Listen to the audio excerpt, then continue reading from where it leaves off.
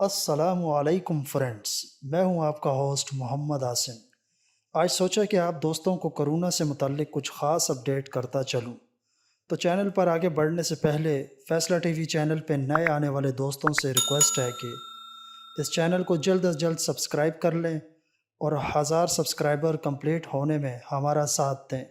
ہم اسی طرح آپ دوستوں کے لیے بھرپور رہنمائی سے ریلیٹڈ ویڈیوز لاتے رہیں گے۔ تو چلتے ہیں دوستو ہمارے آج کے ٹاپک کی طرف۔ کورونا سے فوت شدہ میت سے وائرس نہیں پھیلتے، عزت کے ساتھ آخری رقومات ادا کی جائے۔ WHO نے عالمی ہدایت جاری کی۔ ورلڈ ہیلتھ آرگنائزیشن نے عالمی ہدایت جاری کی کہ کورونا وائرس سے اگر کسی کی موت ہو جائے تو اس کی آخری رسومات مذہبی ضابطے و قاعدے کے مطابق ادا کی جائے اور اس غلط فہمی کا خاتمہ کیا جائے۔ عوامی شعور بیدار پیدا کیا جائے کہ مرنے کے بعد کورونا وائرس کے کسی لاش میت میں کوئی جراثیم باقی نہیں رہتے اور نہ پھیلتے ہیں۔ عالمی صحت ادارے ورلڈ ہیلتھ آرگنائزیشن کی جاری کردہ ہدایت اہم ترین نکات اس طرح ہیں۔ نمبر 1، کورونا مرض کے جراثیم دیگر امراض کے جراثیم کی طرح مرنے والے کے جسم میں باقی نہیں رہتے۔ نمبر 2، لاش میت سے کسی قسم کے جراثیم پھیلنے کا کوئی خطرہ نہیں۔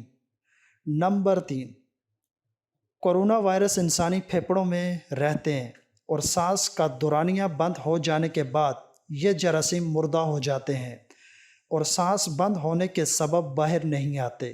نمبر 4، ابھی تک کورونا وائرس کی لاش پر جو تجربات کیے گئے مگر کورونا وائرس مریض کے جسم پر کوئی جراثیم نہیں پائے گئے۔ نمبر 5، البتہ کورونا وائرس سے فوت شدہ کا پوسٹ مارٹم کرتے وقت احتیاط کی بہت ضرورت ہے۔ نمبر 6، میت کو غسل دینے یا اپنے اپنے مذہبی رسوم کے مطابق پانی سے صفائی کرتے وقت احتیاط ضرور کیا جائے۔ جس طرح ہاتھ دھوتے رہنے سے کورونا وائرس اثر انداز نہیں ہوتے، اسی طرح لاش کو اچھی طرح دھو لینے کے بعد کوئی خطرہ باقی نہیں رہتا، لیکن پانی کسی زمین میں بہا دیا جائے۔ نمبر 7، بس عوام یہ غلط فہمی دور کر لے کہ کورونا وائرس کے سبب جس شخص کی موت ہو جائے اس کی لاش بھی جراثیم شدہ ہوتی ہے اور اس سے دور رہنا چاہیے۔ نمبر 8، انسانی لاش کا احترام کیجیے اور سماجی عزت و احترام کے ساتھ اس کی آخری رسومات ادا کی جائے۔ آخر میں آپ دوستوں سے ریکویسٹ ہے، ویڈیو اچھی لگے تو لائک کا بٹن ضرور پریس کریں۔ Thanks for watching.